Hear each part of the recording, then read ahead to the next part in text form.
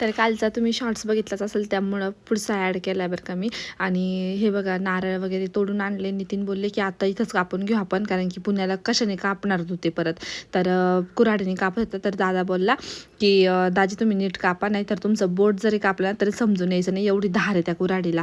आणि तो बोलतात आहे कोयता देऊ का नाही, तर ते बोलले काही नाही करतो मी याच्याने. नंतर डायरेक्ट आहे ना ते जे पडलं होतं ना ते वेस्टेज पाण्यामध्ये, त्यांनी ते ना इतकं कापलं त्याचं डायरेक्ट पाणीच काढून घेतलं. आणि मी काय बघितलं नाही कोणतं काढलं काय नाही. मला बोलले की धर आता तुझ्यासाठी मी बघ पाणी वगैरे काढून दिलं आहे आणि ती तू पी.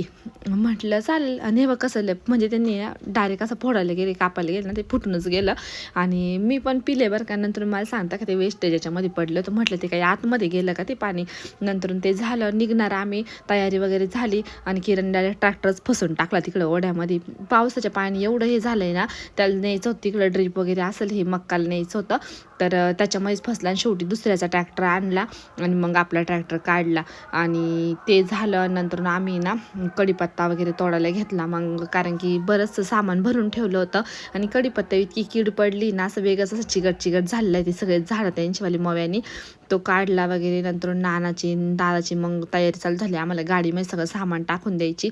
आणि गाडी पुरत नाही एवढं सामान झालं होतं. जाताना एवढं सामान असताना नितीन म्हणता की तू पुण्यावरून निघताना एवढी पटकन निघती ना, तर तुला सांगायची सुद्धा गरज राहत नाही का चल बाई पटकन आवर. आणि इकडं निघताना एवढा टाईमपास करत चालती का तुझं पायच निघत नाही.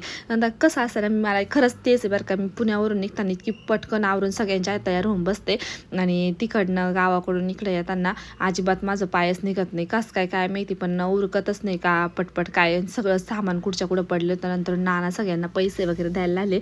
म्हणजे वंशूला दिले, वंशूने पकडल्यानंतर प्रेमूला दिले. आणि किरण आहे ना त्याला चिडवत होता, त्याच्यामुळे तो किरण काय बोललाच नाही. आणि मी काही ह्यावेळेस रडले नाही, कारण की आई माझ्यासोबत येणार होती. तिला म्हटलं चल, आता परी गेली होती मामाच्या घरी, तोपर्यंत तुला वेळ आहे 8-1 दिवस, तर माझ्यासोबत चल. आणि खूप परेशान करता पोरं नाही का पुण्याला येईपर्यंत, कारण की लांबचा प्रवास आहे ना, ते इतके बोर होऊन जाते ना. तर मग एकाला आणि आईला जास्त प्रेम अंगावर आहे आईच्या पण ना, त्यामुळे तो थांबतो, चांगला राहतो तिच्यासोबत. नंतर संध्याकाळी 7:30-8 झाले. नंतर आम्ही कानिफनाथ हॉटेलला थांबलो होतो. बहुतेक शिरूरच्या पुढे येते, म्हणजे पुण्याकडे येताना तिथं थांबलो. व्हेज होती आणि जेवण वगैरे केले. आणि मस्त सगळ्यांनी जेवण झाल्यावर आईस्क्रीम म्हणजे कुल्फ्या घेतल्या होत्या खायला. मी काही खाऊ शकले नाही आणि मी रोटी पण खाल्ली नाही. वंशूमुळं चपात्या आणल्या घरून, तेच खाल्ले भाजीसोबत. निघून वंशूला पण थोडं खाऊ घालत होते. मस्त माझ्याकडे बघून खात होते सगळे. नंतर हे बघ कशी खाताय, आणि मी मस्त त्यांची तोंड बघत होते. चला तर मग bye. Shri Swami Samarth. Next shorts उद्या टाकते. चला तर मग बाय.